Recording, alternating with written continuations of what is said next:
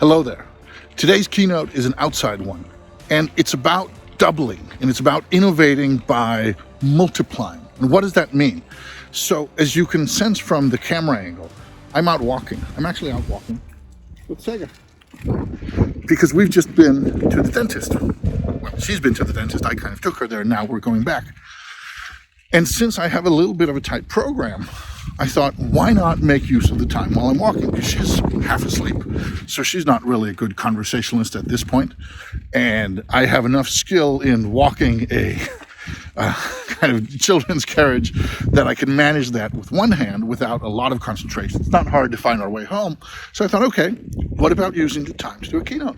And what more fitting than to do something short, but also to do something about innovating in time use. Now, of course, it's easy to say, yeah, Claus, but it's silly. You can't always just kind of combine things and gain more time that way. No, it's true. But sometimes you can. And I'm going to tell you a story that's almost 10 years old. We'll just let the car pass because, well,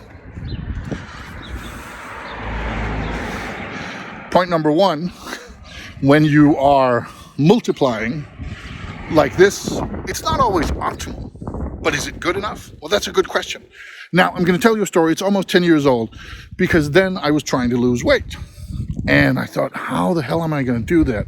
I hate going to gyms. I don't have the discipline for just going out and running. I could do some different sports, badminton, or get out and do some role-playing, fighting, that sort of thing. But that takes up a ton of time. So I ended up buying a treadmill.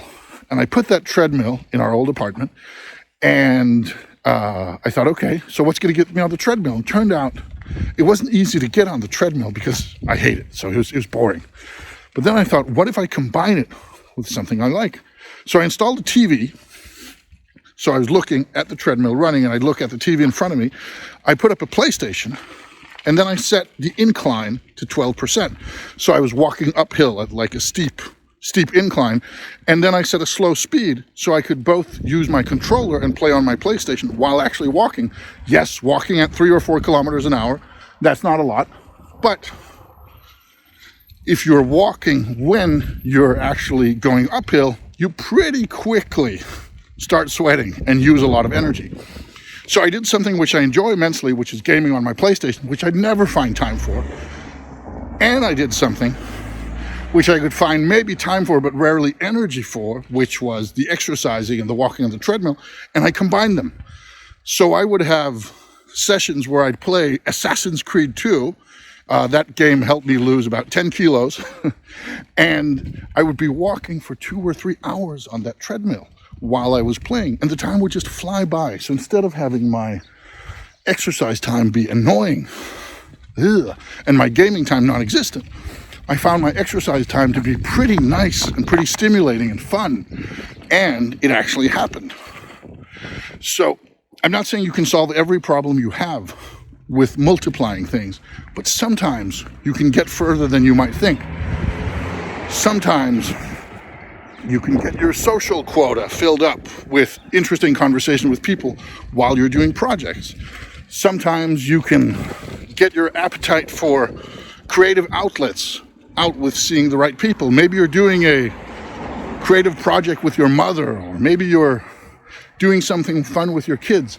And the best example I can give you guys, it's from Philip. And Philip was back 15 years ago. Philip was a father, he still is, but Philip was a father of a kid at one of our role-playing events. He was one of the first really active fathers who came in and volunteered and helped us run stuff in the organization.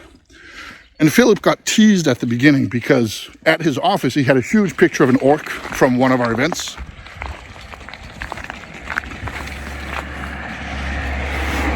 And he also played World of Warcraft with his son.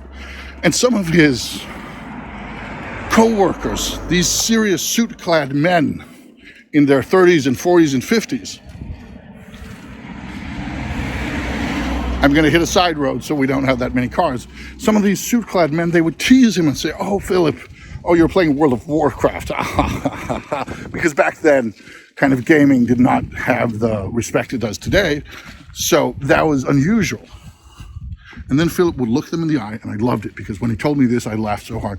He'd look them in the eye and say, me and my son spent 20 or 30 hours of quality time together this week doing something we both enjoy. How much time did you spend with your kid? And those guys, they would just shut up. And then they'd come back later, a week later, a month later, and they'd say, hey, Philip, can you teach me that World of Warcraft thing? Turns out my kid also plays it. Sorry for teasing you. And I love that, because what Philip had found was that he had something he enjoyed, World of Warcraft. He actually enjoyed it. He had a son, Simon, who also did it. And he wanted to spend time with him. And he found out a way to do it together. So suddenly he found time for gaming more than most parents have time for in their lives. He spent more time, quality time with his son, and he got to do both of those things together. So what I want to say with this, I'm going to round off now, is that there are many things where you can't solve the problem or kind of make things more efficient by innovating on your time use, by multiplying. But sometimes you can. And for those of you who have played the computer game The Sims, that's the core of the gameplay, is that if you're looking to become more creative and earn job skills and have fun, well, then you paint. Because painting is both raises the creativity skill and it gives you something you can sell if you're good enough, and it's fun for the sim, the character. If you want to become smarter and do something social, you play chess with people, again in The Sims, not necessarily in real life. Where something like just sitting down and playing a video game is social, it's fun, but it doesn't stimulate the character's logic ability. Now, the real world is not The Sims. Sometimes that's good, sometimes that's bad. But sometimes that way of thinking, that way of multiplying, is pretty smart, because it allows you to do things that you otherwise wouldn't have time for, wouldn't have energy for, wouldn't have money for, whatever it is. And my good friend Valdemar, who did research on sports and has been looking at, he has a master's degree in something like sports related, and he's been looking at ways people try to lose weight. And he said at some point, he said, Klaus, your setup with the PlayStation, the treadmill, is one of the most effective weight loss things I've seen, because it manages to be fun. It manages to tie the fun activity with the weight loss activity. Instead of saying you can run a mile and then you can give yourself permission to game, or you combine it so you can't do one without the other. And he said that was pretty efficient compared to a lot of stuff he'd seen. Now, that was in a private context, not a business one. But since delivering keynotes is part of what I do, and since taking my daughter to the dentist is part of my personal life, waiting for cars is apparently part of both, then to me, these 8-9 minutes that I've just spent recording this keynote, well, they've been time well spent on the daughter front, who is now fully asleep, but is still being transported, and I've managed to do my keynote for the day. To me, that's not too bad.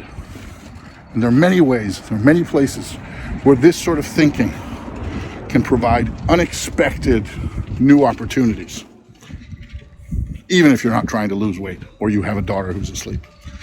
And with that, well, here's the sleeping daughter. And with that, I'm going to round off and spend the last couple of minutes enjoying the beautiful weather here on Bornholm. Thank you for listening.